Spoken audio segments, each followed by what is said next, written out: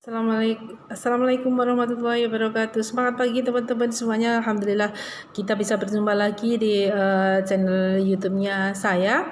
Di sini saya akan berbagi pengetahuan tentang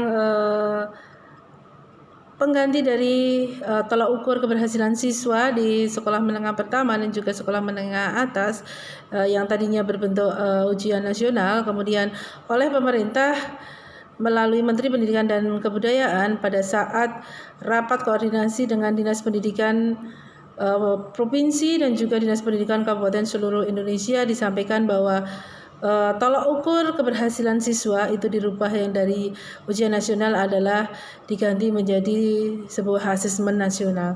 Apa sih asesmen nasional itu? Bahwa asesmen nasional itu terdiri dari 3. Yang pertama adalah asesmen kompetensi minimum, yang kedua survei karakter, yang ketiga adalah survei lingkungan belajar.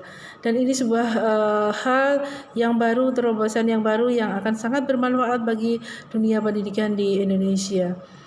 Sehingga yang menjadi tolak ukur tidak hanya keberhasilan dari 4 mata pelajaran saja kalau di SMA, tetapi dari semuanya. Jadi nanti misalnya ada sebuah sekolah dari proses asesmen itu masih kurang dan sebagainya, nanti akan diperbaiki ke depannya seperti itu. Kemudian asesmen nasional itu rencananya akan dilaksanakan mulai tahun 2021.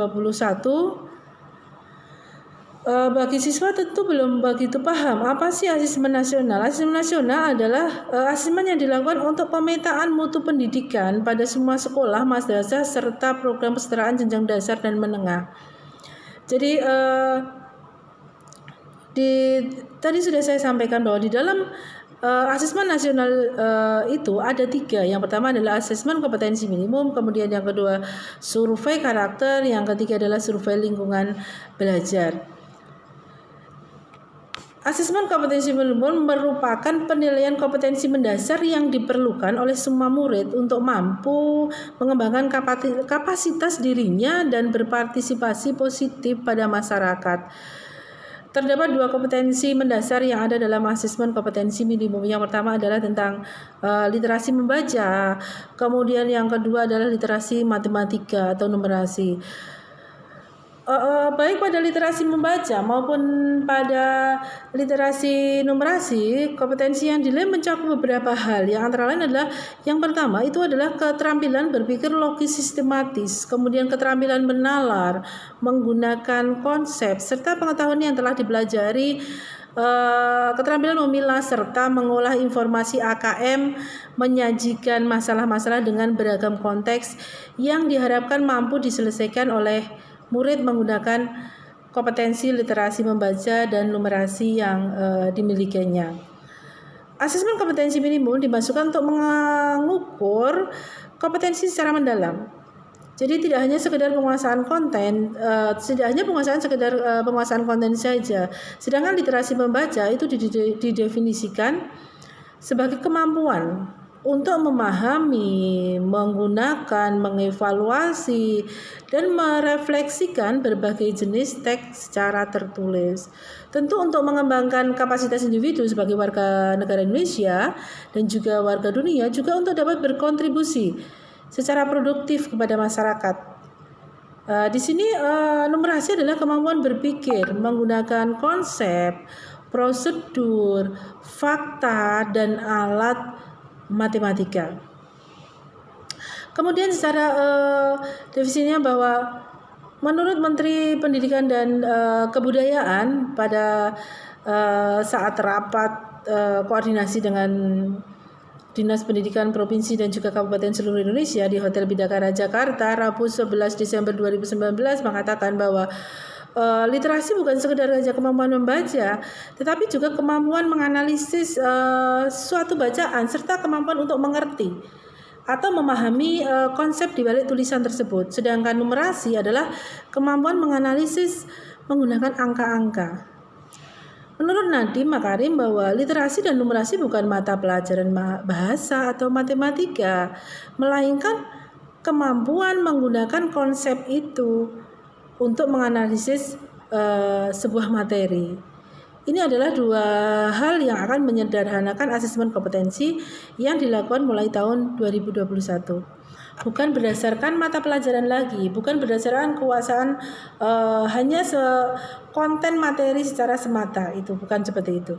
Kemudian ini berdasarkan kompetensi minimum, kompetensi dasar yang sangat dibutuhkan oleh para siswa untuk bisa belajar apapun itu materinya.